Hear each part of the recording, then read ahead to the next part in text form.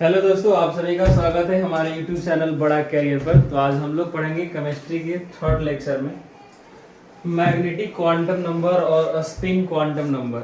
इससे पहले हम लोग दो क्वांटम नंबर पढ़ चुके हैं। कितना पढ़ चुके हैं?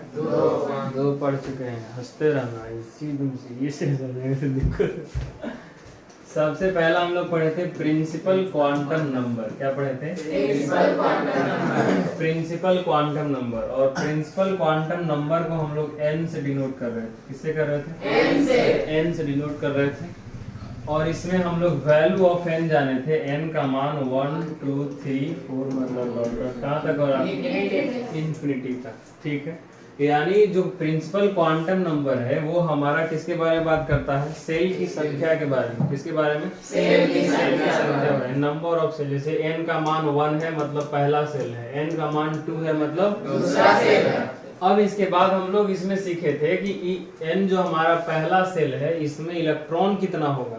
तो फॉर्मूला हम लोग देखे थे, नंबर ऑफ इलेक्ट्रॉन बराबर number of electron in a cell, यानी सेल में नंबर ऑफ इलेक्ट्रॉन कितना होगा? 2n square. अगर पहला सेल में है तो 1 का स्क्वायर मतलब कितना होगा? 2। तो ये हमारा फॉर्मूला था। तो ये हम लोग पढ़े थे किसमें? प्रिंसिपल क्वांटम नंबर में। दूसरा हम लोग पढ़े थे एजीम्यूथल क्वांटम नंबर। क्या पढ़े थे? Azimuthal quantum number. और एजीम्यूथल क्वांटम नंबर को L से डिनोट कर रहे थे। किससे? L से डिनोट कर रहे थे। और L का जो मान हो रहा था वो 0 to n माइनस 1। क्या हो रहा था? 0 to n-1। समझ रहे बात को? अब जैसे n बराबर 1 दे दिया तब पूछता है इसमें आपसे L क्या होगा। तो L का मान निकालना है तो 0 और 2 n माइनस 1 तो n भी 1, यानी 0 2 क्या हो गया? 0। यानी L का मान हो गया कितना? 0। तो L का अगर वैल्यू पूछा जाए, टोटल वैल्यू ऑफ L तो 1 होगा। और L का मान पूछा जाए तो क्या होगा? 0। समझे बात को? तो इसी तरीके से हम लोग इसमें सीखे थे कि Na से लिख सकते हैं। पार्टिकुलर सेल के लिखा गया है ना पिछले क्लास कि S के लिए L का वैल्यू क्या होता है? 0। P के लिए L का वैल्यू क्या होता है? 1। S3 D के लिए L का वैल्यू क्या होता है? 2। F के लिए L का वैल्यू क्या होता है? 3। इसे हम लोग सीखे पिछले क्लास। तो चलिए दो चीज इसमें याद ही रखना है आपको। ध्यान में रखिए सिर्फ n का मान, यानी मैग्नीट्यूड ऑफ n का मान क्या होता है? 0 1 2 3 इंफिनिटी तक। और L का मान क्या होता है? 0 0 बस इसी दोनों का यूज करके हम लोग आज आगे पढ़ेंगे। तो चलिए अब हम लोग देखते हैं magnetic quantum number. Magnetic quantum number को हम m या ml से भी क्या करते हैं? डिनोट करते हैं। ठीक है, चलिए तो सबसे पहले समझे कि वही कि मैग्नेटिक क्वांटम नंबर में जो m है या ml है उसका मान क्या होगा। जैसे प्रिंसिपल क्वांटम नंबर में n का मान देखें, एजीम्यूथल क्वांटम नंबर में किसका मान देखें? l का मान देखें। और इसमें हमको देखना है किसका मान? n का मान। तो वैल्यू ऑफ m कहता है कि m का जो मान होगा वो -L2 प्लस L होगा। क्या होगा? -L से लेकर के प्लस L तक इंक्लूडिंग 0। और ओनली इसमें क्या लेना है? जैसे देखो बाबू, अभी तुमको बताया गया, जैसे हम ले ले पेज खाली छोड़े थे, थोड़ा ध्यान समझिए। इसमें m का मान क्या कह रहा है? -L2 प्लस L कह रहा है ना जी। तो चलिए इसमें हम समझ प्लस L ना। तो देखिए तो m का मान निकालना है। मान लिए कि फॉर n इक्वल टू 1 क्या दे दे? 1। तो आपसे पूछ रहा है m का मान ना। तब पीछे अभी निकाला गया था पिछले क्लास में कि अगर n का मान 1 हो तो l का मान कितना हो रहा है? 0। अगर अभी भी हम निकालेंगे तो क्या होगा? 0 to n-1 होता है ना जी n का मान। तो 1 - 1 मतलब 0। चलिए तो हम डायरेक्ट यहाँ लिख रहे हैं। तो l का मान क्या हो गया? 0। तो m का मान क्या होगा? देखिए तो -L2 प्लस L। तो -0 से +0 तक होगा, यानी क्या होगा? 0 ही होगा। -0 to +0। L का मान है कितना? 0। तो -0 से कहाँ? +0, यानी कहाँ तक होगा? 0 तक होगा। यानी m का मान क्या हो गया? 0। m का वैल्यू कितना हो गया? 1। कितना वैल्यू हो गया? 1 वैल्यू हो गया। अब यहाँ आप समझिए एक चीज और, ये तो निकालने के लिए सिखाया ना, पहले यहाँ समझिए, मेन सब्जेक्ट यहाँ समझना है तुमको। कहता है total number of value of L M. देखिए तो यहाँ m का कितना वैल्यू आया? एक वैल्यू। कितना वैल्यू आया? एक वैल्यू आया। जीरो तो उसका हो गया मान, लेकिन उसका वैल्यू कितना हो गया? 1 वैल्यू हुआ। तो यहाँ वही कहता है total number of value of m। m का वैल्यू उधर कितना है? 1। For a given value of l is the number of orbital within that subset. देखिए n था, n का मान कितना? 1, l का मान कितना? 0, m का मान 1, लेकिन वैल्यू इसका कितना हो गया? 1। ये जो हमारा प्रिंसिपल मैग्नेटिक क्वांटम नंबर है, ये जो हम सेल जानते हैं, सब सेल होता है, सब सेल हमारा क्या है? s, p, d और f है ना जी। अब इस सब सेल के अंदर जैसे हम मान लिए कि एस सब सेल है, क्या है? एस सब सेल है। अभी सब सेल हमारा क्या है? पी है। क्या है? पी है। और ये मान लिए क्या है? सब सेल डी है। और एक और कोई सब सेल मान ले जिसको क्या है? एफ। अब जो इस सब सेल है हमारा सब, इस सब सेल के अंदर कितना ऑर्बिटल होगा ये हमको कैसे पता चलेगा? मैग्नेटिक क्वांटम नंबर से। मैग्नेटिक क्वांटम नंबर का वैल्यू ही तुमको बताएगा कि किस सेल में कितना ऑर्बिटल होगा। और इस सेकंड बात यही लिखा गया है बाबू, the number of value of m for a given value of l is the number of orbital within that subshell. अब जैसे देखो हम निकाल करके बता रहे हैं तुमको, जैसे देखो n का मान 1, l 0, m का मान कितना आ गया? 0, यानी कितना वैल्यू हुआ? 1 वैल्यू हुआ। कितना वैल्यू हुआ? 1 वैल्यू हुआ। तो देखो तो इसको हम n s लिखे हैं, तो n का मान कितना? 1 और s है तो s 1 हो गया ना जी। तो यानी 1s, तो ये सी है ना। तो s के लिए देखो तो l का मान कितना है? 1 वैल्यू है ना जी। यानी s में कितना ऑर्बिटल होगा? 1 ऑर्बिटल होगा। कितना ऑर्बिटल होगा? 1 ऑर्बिटल होगा। लेकिन जैसे ही अगर हम n का मान क्या करें? 2 ले लेते हैं। n का मान क्या ले लें? 2 ले लें। तो देखो n का मान 2, इसका मतलब l क्या हो गया? 1। क्या हो गया जी? समझा कैसे हो रहा है? फॉर्मूला बैठाइए, l बराबर क्या? 0 to 1 नहीं समझ रहे हो? तो 2 ना हो गया, यानी 0 से कहाँ तक? 1 तक, यानी 0 भी होगा और क्या होगा? 1 भी होगा। समझ रहे हैं? तो l का मैक्सिमम मान कितना? 1। तो मैक्सिमम मान से लेना है। तो l का मान कितना हो गया? तो देखो तो m का मान कितना होगा? -l to +l ना जी। तो m का वैल्यू, l का वैल्यू कितना है? 1, यानी -1 to मतलब से +1 तक। मतलब अगर ये नंबर लाइन हो जाए तो -1 से कहाँ तक? +1 तक। 0 भी शामिल करना है ना सर। तो देखो तो m का मान हो गया -1 और 0 और क्या हो गया? +1, यानी m का कितना वैल्यू हो गया? 3 वैल्यू हो गया। कितना वैल्यू हो गया? 3। बात समझे? तो देखो ये n का मान कितना है? 2 है। और ये l का मान कितना है? 1। अब तुम सोचो कि l का मान तुमको पिछले क्लास बताया गया था कि l का मान s के लिए 0 होता है। कितना होता है? 0। और p के लिए कितना होता है? 1। और d के लिए 2 और इसके लिए 3 होता है ना जी। बताया नहीं क्या पिछले क्लास? तो देखो तो इसमें जब हम लिखने जाएंगे तो ns, तो n की जगह कितना होगा? 2 ना होगा, 2s। और इसमें p भी ना आएगा, हाँ, यानी 2p। तो s में तो कितना ऑर्बिटल है? 1 ही है। देखिए कि m का मान कितना आया? 0, यानी वैल्यू m का कितना हुआ? 1 वैल्यू, यानी s सब सेल में कितना ऑर्बिटल होगा? 1 ऑर्बिटल होगा। फोकस आप करिए कि ऑर्बिटल की संख्या कैसे निकालते हैं। तो m का मान ही ऑर्बिटल की क्या बताता है? संख्या। जैसे s के लिए इसमें m का मान 1 ही है, तो m के लिए कितना वैल्यू हो गया? 1 वैल्यू हो गया।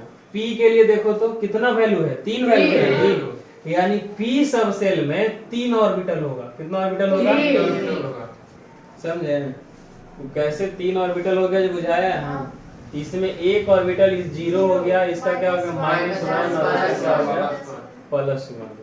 कोई दिक्कत समझे सर? इसका क्या होगा मान 0। अगर एस सबसेल का मैग्नेटिक क्वांटम नंबर पूछ देगा तो क्या हो जाएगा 0। अगर पी का पूछेगा तो देखना होगा कि हमको कौन सा पूछ रहा है। इसमें जो इलेक्ट्रॉन रहेगा उसका क्या होगा 0, इसमें रहेगा उसका +1 और इसमें रहेगा +1। कोई दिक्कत? अब आगे देखो, ये 2 पर निकल गया ना, पेज खाली तो है नहीं, समझो मिटाते हैं इसको या फिर छोटा कर दे, क्या कर दे?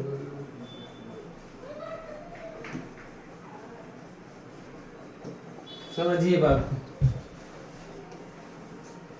n का मान 3 ले ले, क्या ले ले 3, तो l का मान क्या हो जाएगा 2 होगा ना जी। तो 2 हो गया तो m का मान क्या होगा बाबू -L2 +L, तो ये 2 ना है, इसका मतलब -2 कहाँ +2, इसका मतलब -2 -1 0 1 2, यानी कितना वैल्यू हो गया? समझे बात को सर?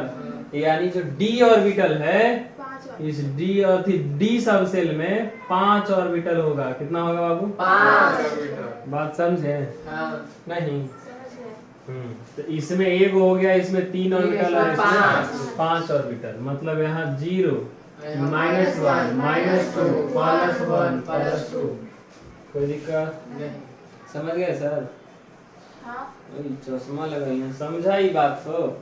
चलिए आगे देखिए, अब निकालते हैं n = 4, तो l क्या हो जाएगा बाबू 3 हो जाएगा।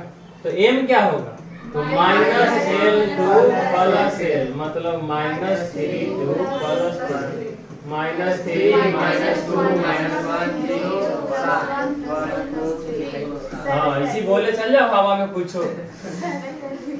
समझ गए बात को? यानी 7 वैल्यू, कितना वैल्यू हो गया 7। तो F सबसेल में 7 ऑर्बिटल होगा। कितना ऑर्बिटल होगा 7 ऑर्बिटल, 1 2 3 4 5 6 और 1 7, यानी -3 -2 -1 बाहर है, तुम्हें गिनती आता है ना? कोई दिक्कत इसमें? समझ गए बात को? समझे सर? कैसे इसमें बताया गया ऑर्बिटल का है, इसमें 3 गो हुआ, इसमें 5 गो हुआ, इसमें 7 गो हुआ। समझे?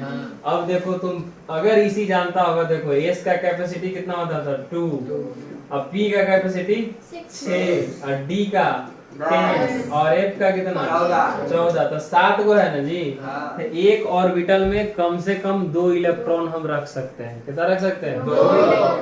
बात समझे? 2 ऑर्बिटल नहीं इलेक्ट्रॉन। कोई दिक्कत इसमें? ये समझ में आ गया सबको? Yes sir. चमका रहे कैसे ऑर्बिटल बट रहा है, कोई दिक्कत नहीं? समझ गए? चलिए तो ये अब लिखना रहेगा तो आप लिखिएगा, पहले अब यहाँ रिलेट करते हैं इसको। चलिए फिर से देखिए, मैग्नेटिक क्वांटम नंबर में इसका m से डिनोट करते हैं, m का वैल्यू -L2 +L कहता है। फिर कहता है कि m का जो मान होगा वो बताएगा कि तुम्हारा किसी सबसेल में कितना ऑर्बिटल होगा। अगर m का मान अगर 3 वैल्यू आता है, मतलब उस सबसेल में कितना ऑर्बिटल 3 ऑर्बिटल। अगर m का 1 वैल्यू आता है तो उसका मतलब उस सबसेल में कितना ऑर्बिटल 1 ऑर्बिटल। अगर 5 आ गया मतलब उसमें कितना हो गया 5 ऑर्बिटल। देख लिए नहीं सब? चलिए अब आगे देखते हैं। अब आगे पॉइंट कहता है total number of orbital in A subshell. देखो अब एक फॉर्मूला सिंपल से यहाँ है, अभी इतना फजीहत हम लोग कर रहे थे निकालने के लिए, कर रहे थे ना, लंबा चौड़ाई निकाल रहे थे। अब इसके लिए एक फॉर्मूला आपको दिया गया है, total number of orbital in A subshell. अब तुमसे कह दे कि पी सबसेल में, कौन सा सबसेल में पी सबसेल में कितना ऑर्बिटल होगा, कितना ऑर्बिटल होगा। तो तुमको क्या है यहाँ निकाला फॉर्मूला 2l + 1, तो 2l + 1 तो 2। अब p के लिए l का मान कितना होता है 1। सर याद रखेंगे तब ना, ऐसी काम करें ना। और 1 तो देखो तो 2 + 1 मतलब कितना 3। अरे जंगली आदमी, तो p में देखो तो बाबू अभी ने बताया गया कि 3 गो ऑर्बिटल होता है। यस सर, बताया ना जी। तो आप उतना लंबा चौड़ा कुछ मत लिखिए, सीधा फॉर्मूला 2l + 1, बस आपको l का मान याद होना चाहिए। अब अगर तुमसे मान लो F के लिए पूछ दिया 7 तो ऑर्बिटल की संख्या में होता है गधा। L का मान इसका क्या होगा? L का मान 3 होगा। क्या होगा? 3। तो फार्मूला क्या है? 2L + 1 है ना जी। देखिए ना सर, यहाँ लिखे हैं, कहाँ लिखे हैं? ये देखो, D के लिए L का मान कितना है? 3 है ना जी। तो फार्मूला क्या है? 2L + 1। तो 2 × 3 + 1 यानी 3 दूनी 6 और 1 7। तो P में 7 नहीं आया है। देखो तो है ना, इससे ही सब करेंगे, ये समझना पड़ता है। कोई दिक्कत? चलिए तो इसको मिटाया जाए। समझ गए बात को? तो फॉर्मूला ध्यान में रखिएगा, सवाल आपसे बन जाएगा। अब देखो, कहता है कि each orbital of A given subshell have same energy. देखो अब तुमको कहता है इसमें का पॉइंट कि इसका एनर्जी क्या होगा और इसका क्या होगा। ये तीनों ऑर्बिटल है ना जी, तो एनर्जी के मामले में सबका क्या होगा? सेम होगा। अगर जैसे हम बात कर लिया जाए, ये p ऑर्बिटल है। कौन सा ऑर्बिटल है? p ऑर्बिटल है। तो अगर हम इसका नाम px हो गया, ये क्या हो गया? py हो गया, तो क्या हो जाएगा? pz। तो ये तीनों का जो एनर्जी है ना वो बराबर होगा। क्या होगा? बराबर होगा। तो वही कह रहा है each orbital of A given subshell, यानी जो सबसेल दिया हुआ, जैसे यहाँ हमको सबसेल कौन दिया? p subshell. तो p सबसेल का जो ऑर्बिटल 3 गो है, मतलब तीनों का एनर्जी क्या होगा? सेम होगा, बराबर होगा। क्या होगा? बराबर होगा। अगर इसमें बात करें आगे इस D में, तो D में भी सबका क्या होगा? सेम होगा। इसका भी क्या होगा? सेम। कोई दिक्कत इसमें? समझ गए बात को? चलिए तो अब आगे देखते हैं।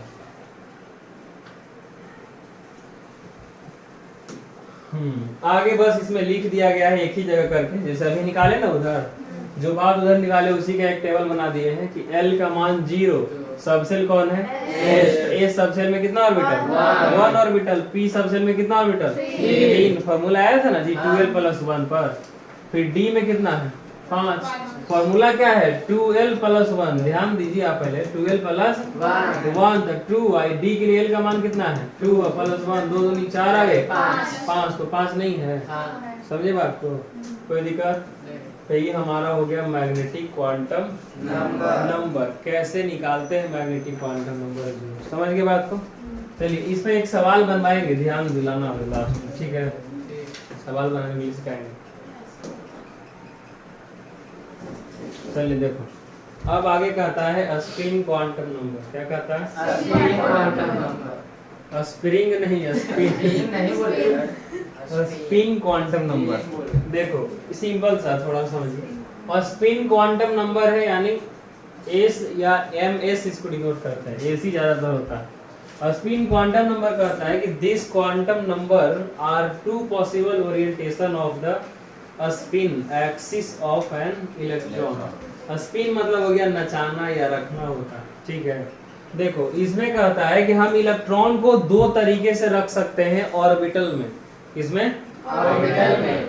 समझ में आया? शुरू से पहले था सेल, सब सेल, अब सब सेल में क्या आ गया? ऑर्बिटल। सेल क्या क्या था? KLMNOP, ये सब क्या था? सेल था ना जी। अब उस सेल के अंदर क्या आया? सब सेल, SPDFGH आया ना जी। और उस SPDF के अंदर जो सब सेल है उसके अंदर क्या आया? ऑर्बिटल। तो ये दिमाग में चमकना चाहिए बात कि ऑर्बिटल बात हो रहा है, मतलब कहाँ बात पहुंच रहा है, समझ रहे हैं? हाँ, तो वही कह रहा है कि the quantum number are two possible orientation of the spin axis of an electron, यानी किसी एटम में जो इलेक्ट्रॉन होता है वो कहाँ होगा? ऑर्बिटल में। कहाँ होगा? ऑर्बिटल में होगा। अब ऑर्बिटल में जो इलेक्ट्रॉन होगा वो कैसे होगा? अब खटिया समझता है? खटिया खटिया को इंग्लिश में क्या कहते हैं? पता नहीं शायद काट नहीं पता, कुछ होता है, ध्यान बचपन में पढ़े, छोड़ो ना। देखो खटिया में 2 तरीका से होता है। एक जिधर हम लोग तकिया रख के सोते हैं उसको क्या बोलते हैं? एक और चानी होता है। चले कभी कभी गलती से 2 अगर सोच गया तो एक इधर सोएगा एक उधर सोएगा, मतलब एक अगर माता इधर करेगा और एक माता किधर कर देगा। चलिए समझिए बात। ठीक है यार, बहुत बच्चा नहीं समझता होगा, ये सब गाँव देहात में था। देखिए ध्यान से समझिए। तो उसी तरीके से जब हम इलेक्ट्रॉन को ऑर्बिटल में रखते हैं, कहाँ रखते हैं? ऑर्बिटल में। ऑर्बिटल में, सेल में बचपन वाला भूल जाइए, जैसे गोल गोल अंडा ये रख दिए, ये काम खत्म। इलेक्ट्रॉन कहाँ रहता है? ऑर्बिटल में। कहाँ रहता है? अब इलेक्ट्रॉन को कैसे रखेंगे? तो हम बताए अभी कि अगर एक ऑर्बिटल है मतलब उसमें 2 इलेक्ट्रॉन हमको क्या करना है? कम से कम रखना है। तो कैसे रख सकते हैं? तो रखने का 2 ही पॉसिबल वैल्यू है, एक हम क्लॉकवाइज रख सकते हैं, दूसरा एंटी क्लॉकवाइज। समझ रहे बात को?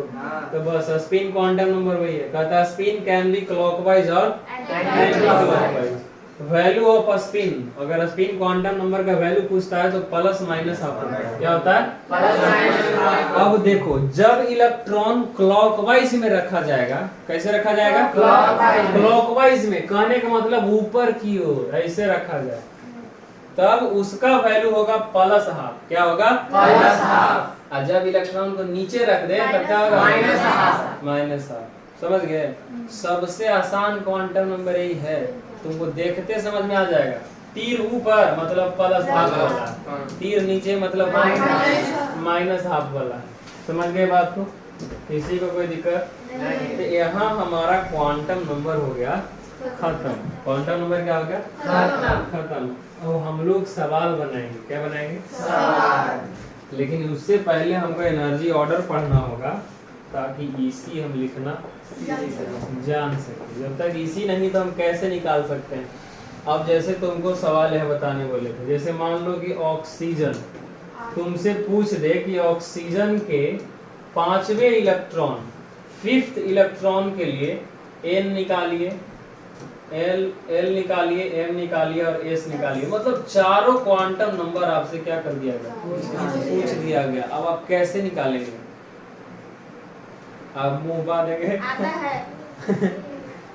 जो बच्चा पहले पढ़ लिया उसका आता है, उड़ रहा है, आता है। समझ गए?